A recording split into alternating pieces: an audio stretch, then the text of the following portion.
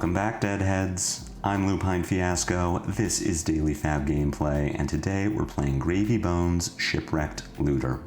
What we do here is review replays of games I played on the Talishar.net client days or weeks ago, after enough time has passed that I lose my bias and can more objectively judge the quality of my games. I'll talk through turn cycles and give my thoughts on the lines I would take now, compared to the lines I took then at the time of recording.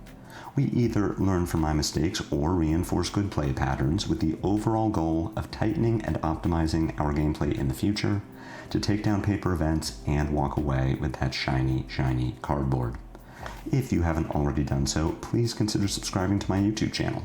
It's the best free way to support me and to make sure that you see every new upload from Daily FaB Gameplay in your video feed. You can find a FaBery link to the decklist I'm playing here in the video description below, and you'll also find a link to my Patreon page. Subscribers can get access to matchup guides for all of my tournament-winning deck lists, and weekly bonus content including draft reviews and deck techs. Want to tighten and optimize your gameplay in real life? Use my affiliate link in the video description to buy your very own Codex journal, and be sure to use code LUPINE10, that's LUPINE10, at checkout to receive 10% off your order. Finally, Daily FaB Gameplay is brought to you in part by Hemel from the Bazaar. It's never been more affordable to play in the flesh and blood. Players have been buying the cards they need from Hemel for years. I started buying from him in 2023 and have never found a better deal. The Bazaar's prices are the lowest for singles, full sets, and class sets, including new releases. High Seas set bundles, singles, and more are available now and ship both domestically and internationally. Message Hamill on Blue Sky, Discord, email, or Twitter to see what he can do for you. All aboard the gravy train.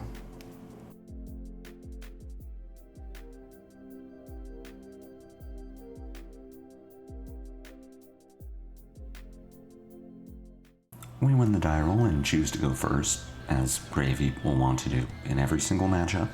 Against Riptide, our macro is to put down double allies as much as we can. This Red Spine Manta Riptide New Horizon makes me think that his plan is to be able to send multiple arrows in a turn. But without having too much experience into this, I'm going to make him show me that he can do that, unlike a Syndra or an Arachne. Something where I know they have go again. I'm just not sure that Riptide is capable of killing multiple allies in a turn. And so I want him to show me that he is capable of doing it. This opening hand is kind of interesting. First thing I'm going to do is compass to see if it is worth activating Gravy. We see an Avasti on top of the deck, so we have some lines available, and I think the best one is that we activate Gravy, draw this Avasti, discard a Limpet, and then just play out Humperdinck. We could do that by pitching Avasti and Loot the Hold and using Dead Threads, then arsenaling the Sea Legs, and that's probably better than... Oh, never mind. Humperdinck costs 6. Okay, so we can just do the better line, which is play a Humperdinck and arsenal Loot the Hold. That's great. And now we say, cool, Riptide, you are looking to send multiple arrows and kill multiple allies with Kogan. How do you do against 7? Can you kill a 7 health ally? And so far, Poison the Tips would indicate that his plan is not to do that. We are staring down a Bolton Shot for 3. This is coming at our face, not at Whaler, so I do have the option to block this if I want to.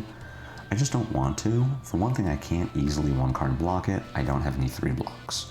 For another, because I have 2 allies in my hand and I want them to go to the graveyard, Poison the Tips is actually just helping me here. If Riptide has Rain Razors, then the Bolton Shot gets go again and Gravy gets a free reload. But instead we just get to discard a Sawbones, which is pretty good. I'm going to go ahead and throw out a Tipple, pitching Call to the Grave and discarding a Swabby. Our other line would have just been to send Humperdinck for 11. We could have played Loot the Hold and just sent it, and that might have been fine. I also could have compassed here just to see what's on top of my deck. If I draw into a blue, then I still have that line, and now I would have gone to the grave this turn, so I can Dead Threads, play loot, pitch the blue, send Humperdinck. But I don't mind just stocking the graveyard with more allies. We draw into a Rigor Mortis, so we are now one resource short of being able to attack with the Humperdinck. The end of the line here is going to be a Gravy. We're going to look for a blue. We miss it. So we'll go ahead and discard our Rigor Mortis. Because we cannot attack with Humperdinck, I'm going to use this opportunity to just develop another ally instead. That other ally is going to be Swabby, which I get to use Dead Threads to attack with. I'm going to use Hook as well, because we've already made gold this turn. If the Swabby doesn't hit, then we probably get to protect Whaler. If the Swabby does hit, then Riptide has to discard a card. Riptide does have the D-React and a Return Fire from Arsenal, which is going to be a pretty nice little turn cycle for him. He's got a Falcon Wing, so this is going to kill our Swabby, and Remorseless is going to kill our Whaler. But as much as we didn't get to attack with the Whaler this turn, at the same time, look at how much damage our allies soaked up. Between the two of them, we did 18 points of damage, or 18 points of value, 7 from the Swabby, attack, plus the value of a card we destroyed with Loot to Hold, then 3 more from Riptide having to kill Swabby, then 8 from Remorseless having to kill Whaler. And we have multiple allies in our graveyard. We're in a really good spot. So let's think about what our turn looks like. We've got a Limpet, a Sawbones, and a Rigor Mortis in our graveyard. We've got an Anka in our hand, as well as a Give No Quarter and a Tip the Barkeep, so we are able to turn on our ability to play multiple allies this turn by 1, turning on our hero power with both Tip and Give No Quarter, but Tip the Barkeep is also going to generate the Gold Kiss Rum, and because we aren't activating Gravy this turn, we don't lose anything by tapping him to the Rum. So what do I want to do with the knowledge that I can double or even triple ally? We can play Tip the Barkeep. We can pitch Give No Quarter in order to run out Rigor Mortis. We then tap our hero with Gold Kiss Rum and can run out Sawbones. That will use up the 3 resources from Give No Quarter. We can then either attack with Sawbones. We could also just pitch Sea Legs and play Anka. Alternatively, what if we play Tip No Barkeep and Give No Quarter? We can play Sawbones from Graveyard. We can use Gold Kiss Rum to play Anka from hand. We then have no floating resources. Our hand is Sea Legs. We have a Rigor Mortis in Graveyard as well as a Limpet. We probably just pitch Sea Legs and attack with the Sawbones, and our board is Sawbones Anka with a Limpet and Rigor Mortis in Graveyard. I don't hate doing that. If we had 1 extra resource, we could look to Mage Master's Boots, play out Rigor Mortis and attack with that and have 3 allies on the board. I could Mage Master's Boots and run out Limpet. We push 2 more damage and effectively use all of our resources, but I really don't want to send Limpet out just to die. So what I'm going to do here is play Tip, play Give No Quarter, play Sawbones, activate the Gold Kiss Rum, play Anka from hand, then pitch Sea Legs and attack with Sawbones for 6, and just be okay with the idea that I have 2 allies, one of them can protect the other one, and we still have a Rigor Mortis and a Limpet in Graveyard to set up for the future. I don't like running out the Limpet here. Again, just for that same reason that I don't want to run Limpet out just to die.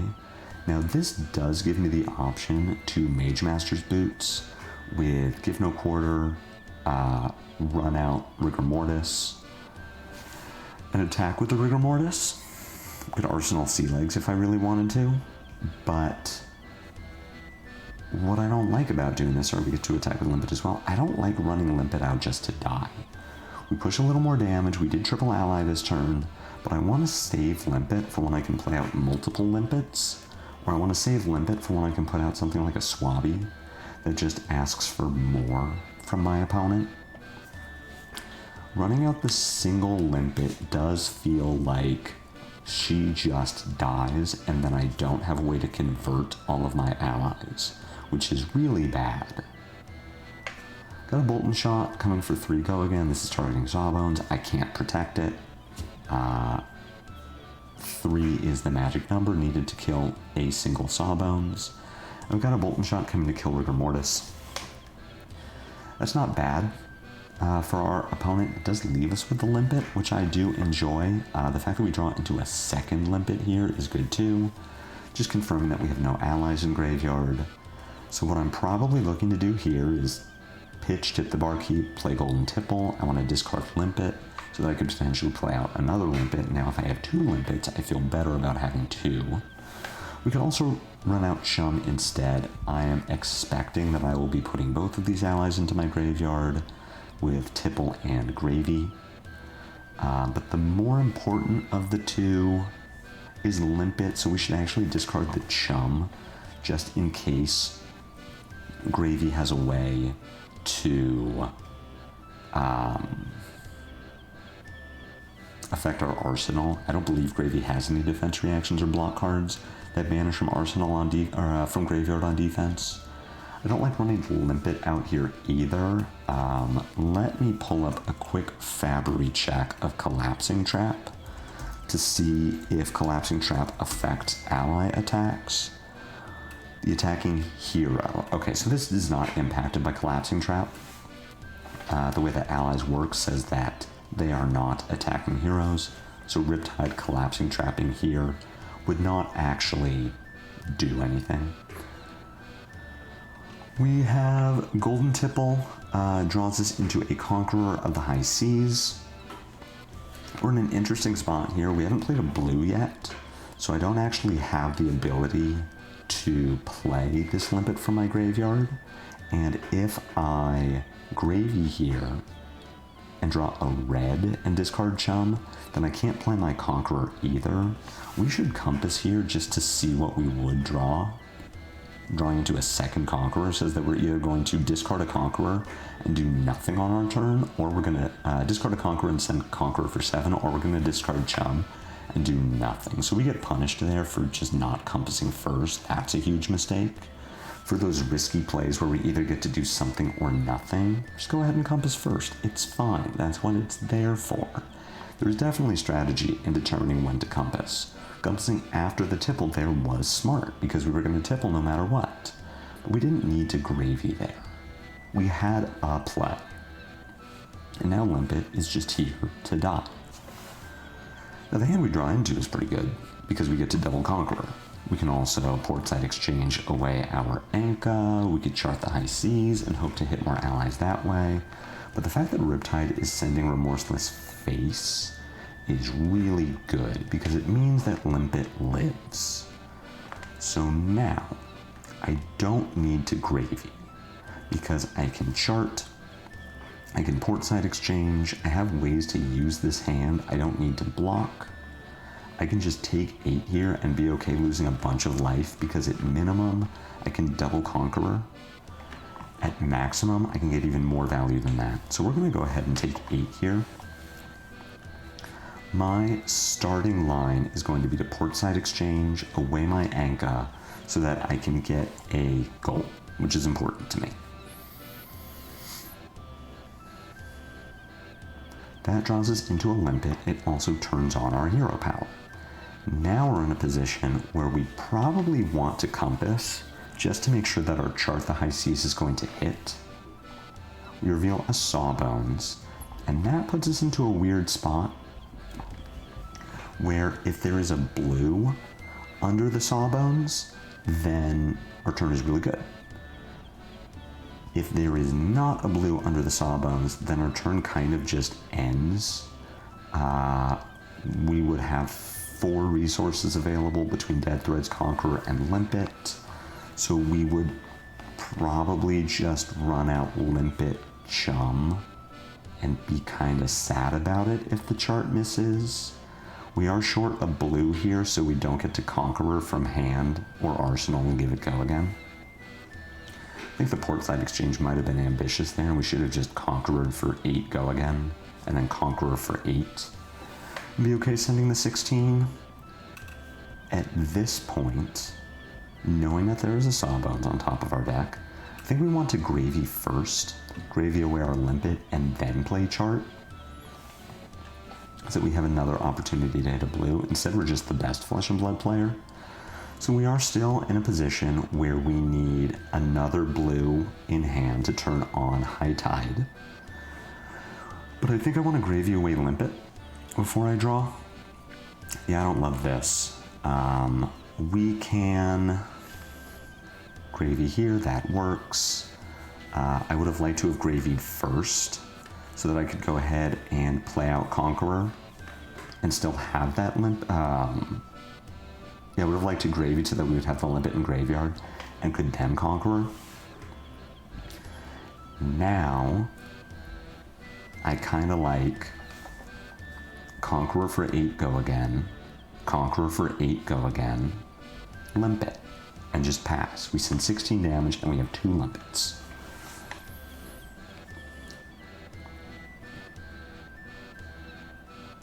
We are missing the action points to double Limpet here. Sending the Conqueror from Arsenal first is bad because it's a way that we get super blown out by Collapsing Trap, though to be fair, I'm saying that having played this game and knowing that I get blown out by Collapsing Trap, which would not have happened if we had sent the Conqueror from hand first. We wouldn't have had a follow-up. The line would have just been play Limpet, Dead Threads, Limpet. Instead, we have Dead Threads, so the line here is going to be play Limpet, attack with 2 Limpets, Dead Threads out a Sawbones, and just have 3 allies, all of which kind of demand an answer. You can go ahead and hook here, potentially incentivize Riptide to block. I'm assuming he won't. We do get the block there, so that's pretty good. Let's see how Riptide decides to care about our board with 1 arrow, presumably, and Manta. How do I like throwing out 3 Limpets here as opposed to the Sawbones? I kind of don't. I would rather throw out the Sawbones. This does just throw out a Limpet to die, but we get to keep 2 Limpets. I'm just wondering if throwing out the Sawbones here convinces Riptide to throw Bolt and Shot at Sawbones instead of the Limpets. We've already seen this Riptide not prioritize Limpet, and I would be interested to see if he keeps the 2 of them alive and lets us triple Limpet on our next turn and just start pitching a blue for 6. This hand mostly plays itself. We're going to Portside Exchange away our Swabby and see what we draw. Find our Murderous Rabble. We can go ahead and Compass here. We have a Loot the Hold on top of our deck. What does that mean for us? We can pitch Sunken Treasure and attack for 4 with Limpets. We would have 7 resources available after that, which should be enough to then pitch to gold, play Swabby, play Loot the Hold, and attack with Swabby. So we pitch Sunken Treasure, we attack with 2 Limpets, we have 1 resource floating. We pitch a Sunken Treasure into gold, draw Loot the Hold, have 2 resources floating. We pitch Murderous Rabble to play Swabby. We have 2 resources floating. We play Loot the Hold, we attack with Swabby. We have no resources floating. So that's going to be the line. We're going to go ahead and double Limpet. We can play the Swabby first just to make sure again that Riptide has no way to impact our graveyard, but again, I don't think Riptide has a way to impact our graveyard, so it doesn't actually matter. We can go ahead and hook first, just to incentivize the block from Riptide so that he is less able to deal with the Swabby damage. Come in with a second Limpet, which also gets blocked. This is fantastic. Riptide very likely doesn't have a way to kill Swabby. I mean, I suppose he could. He could take the 7 here, lose a card from hand, be able to load an arrow with Manta, and then shoot at Swabby, instead of just preventing 6 damage, dodging the Hold effect, but letting us untap with a 2-card 11 is really nice. We have a very easy turn cycle here, probably just going to be Conqueror for 8 go again into Limpet Swabi. So sending a grand total of 19 damage this turn off of 4 cards.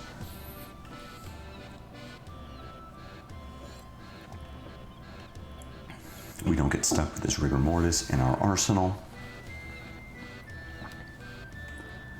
We could have activated Hook this turn, but I really don't like that idea. Depending on how Riptide blocks the Limpets, it could work out. But at the moment, I'm concerned that Riptide could put multiple cards in front of the Swabi. If Riptide gave us 2/3 blocks and a Trench, it breaks our Hook. I don't want to lose the Hook yet. Now I am choosing to use the Hook. Do I think this is good? I think it's fine. We get rewarded for it. I don't necessarily love the line, but I can also see it from the perspective of if Riptide just gives us 2 cards here to stop Swabi and break our Hook, then we're massively ahead. And Latero here is going to kill Swabi, and Latero effect. Let Riptide put it back into Arsenal. But Riptide leaves our Limpets alive, and I understand the value calculation he's making. That Limpet attacks for 2, Swabi attacks for 7, but speaking as the Gravy player, if you're letting my Limpets live, I'm extremely happy about it, because it means that I get to just send consistent damage and not have to worry about action points, which is traditionally what Gravy has trouble with. So if my Limpets are alive, I get to just send a 2-cost 4 every turn. And you are not incentivized to block that because it's only 2, which is great for me. What am I looking to do with this hand? We can call to the grave something if we wanted to. We do have allies in our graveyard. We have an Anka, a Chum, and a Sawbones, and we could potentially put another Anka into our graveyard. The downside of that being that this is a yellow golden tipple, not a blue, and Call to the Graves are only blue, so I'm probably looking at pitching a yellow to play the golden tipple. Because we have 3 allies in graveyard, and I have Call to the Grave, which gets me another ally, I'm probably looking at pitching Anka to attack with tipple, and discarding Sea Legs so that I have a Gold Kiss Rum for when I need it. Depending on what I draw, I then have the option with that floating resource to maybe pitch Call to the Grave, or play Call to the Grave, find a Swabi, send the Swabi for 7, but I still have these Limpets that I want to use. I could play Call to the Grave and find my 3rd Swabi, run that out, and then with my Dead Threads and remaining resources, send Limpet Swabi for 11. That doesn't seem very good. I have this Sawbones in graveyard that I'm interested in playing out. So I think what I want to start with is play tipple, pitch Anka, discard Sea Legs, make that gold case, draw a card, make a gold, float a resource. I can play Call to the Grave as a way to turn on Gravy, maybe put that Swabi into graveyard just so I have it. Then depending on what I have, I can Limpet Sawbones attack. But first step is playing out the tipple. We're going to Hook here because I want to incentivize Riptide to block the 2 rather than the potential more than that. Gravying first seems fine. I don't know that it particularly matters, but it is something that we can do. Does drawing a blue here change our line at all? Probably.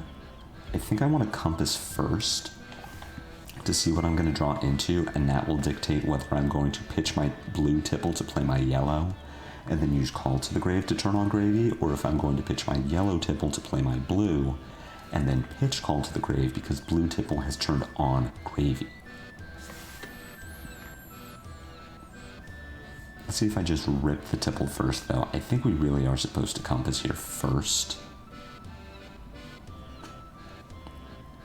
Call to the Grave for an ally doesn't seem particularly relevant because we have better allies, or at least good allies in graveyard already. Playing out the yellow tipple, discarding the blue, is fine when we draw into the Diamond Amulet, but yeah, I just would have liked to know that before anything else. We get a drill shot out of Riptide, which tells me that he probably doesn't have a way to really get action points beyond Snapdragon Scalers. If we play Call to the Grave, what does that do for us? It finds us a Whaler that we could play but not attack with. It finds us a Sawbones that we could play and attack with plus a Limpet, or a Swabby that we could play and attack with plus a Limpet, for a total of 9. What I think I like doing more is calling to the grave for a Swabby, not playing it, running out Sawbones instead, and swinging 10 with Limpet Sawbones. But we just stack the graveyard to make sure that we have a powerful ally on our next turn. I'm going to back alley Break Line instead because I want the action point, which is going to let me play Sawbones, play Anka, swing Limpet, swing Sawbones, swing Limpet, swing Sawbones. No, it's just the one Limpet, the one Sawbones. I don't like this as much. It seems worse to me. Now I can pitch Diamond Amulet for the gold, which gives me an extra resource, which is going to let me play Anka, Limpet, Sawbones.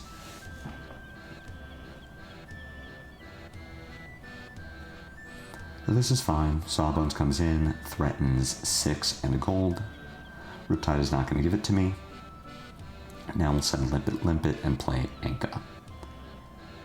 Seems like a fine line. It's very luck dependent. I do think this is just worse than having the Swabby in graveyard, but I mean, I'm not going to sit here and tell you that having 4 allies against a Riptide with a Snapdragon, an Endless Arrow, and a Dream is bad. But I will also say, for Riptide's part, you gotta kill the Limpets, man. I get it. Sawbones deal 6, Anka deals 6. Limpet dealing 2 doesn't seem that scary, but it's the action points. Gravy doesn't have the action points. You gotta kill the Limpets, because now I just get to keep throwing 4 at you for 2 resources. This turn mostly plays itself. We're going to start with Tipple. We're going to pitch Sunken Treasure. We are going to discard Rigor Mortis. I can send the Limpet first. Again, this is fine. We're attaching a hook to it. We get the New Horizon. Riptide will trench away the arsenal. Now we'll go ahead and play Tipple. Do I think it's right to lead with a Limpet? I can see it. Hook Limpet before Tipple. Just say block this 2. Don't worry about the 3. We're going to Compass, and now we can go ahead. Very likely Gravy. Let's take a look at our graveyard after we play this Give No Quarter. We have a Rigor Mortis, an Anka, and a Chum. I do want to use this Gold Kiss Rum, so I respect not activating Gravy here. That is going to let us play out Rigor Mortis. We can use our Gold Kiss Rum to run out Anka. So that's a total of 3 resources. We have 5 available, so with the remaining 2, we can send Limpet Rigor Mortis, which threatens lethal, and also keeps us at 4 allies. I like using the rum for that here.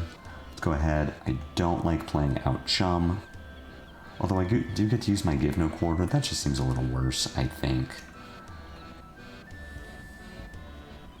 Yep, this all seems relatively fine, having the Chum instead of the Rigor Mortis.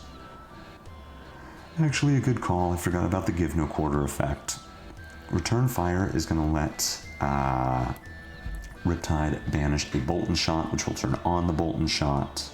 We don't get the opportunity to Chum here because this happens at the start of turn, not the start of the action phase. I don't get priority, but Riptide's going to go ahead and kill my Chum anyway.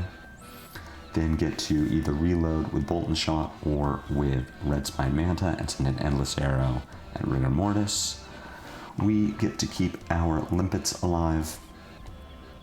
I can sort of autopilot the rest of this game, honestly. So between the 2 Limpets, the Sawbones, the Murderous Rabble, the Golden Tipple, I need resources in order to play and attack with the Sawbones. We can start with Golden Tippling. I want to send a Limpet first so that Riptide can't just cover it with Trench of Sunken Treasure. The follow-up is going to be Golden Tipple, discarding Sawbones. Does me the benefit of turning on Gravy.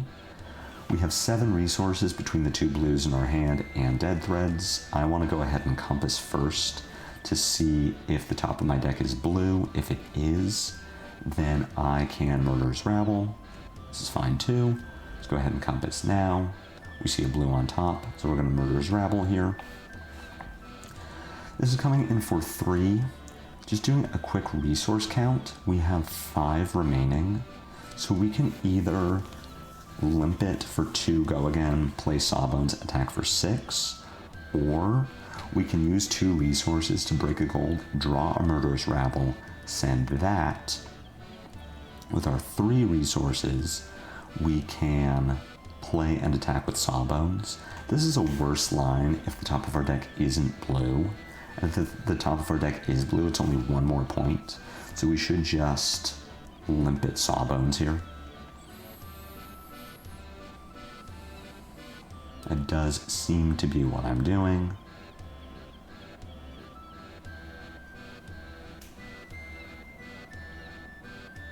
There's the Sawbones, and here's the attack for lethal. If Riptide doesn't have 2D reacts or a 4D react, the game just ends. Riptide does not seem to, and we cleaned it up. So, as you can see, the last 6 turns of this game were all double-digit damage threatened, and that's because of the Limpets. You gotta kill the Limpets. Don't let the Limpets live. The Limpets are how Gravy gets action points.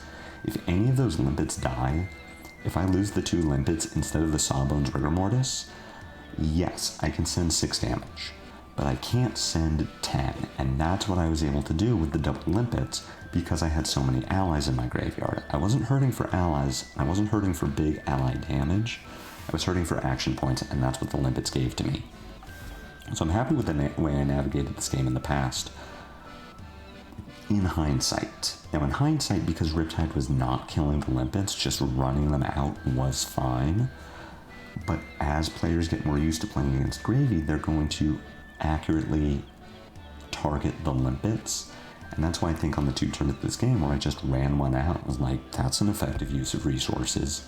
That's just offering them up to get killed, and I don't want the Limpets to die. I want to get immediate value from the Limpets, and also support them with more pressing threats.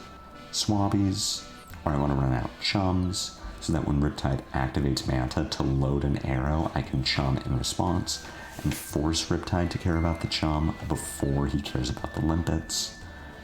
Limpets are a prime commodity against heroes that don't have easy, small, go-again damage, and they need to be protected. And so that's my big criticism of my play in this game, is not protecting these Limpets, though with Riptide not prioritizing them, it was totally fine.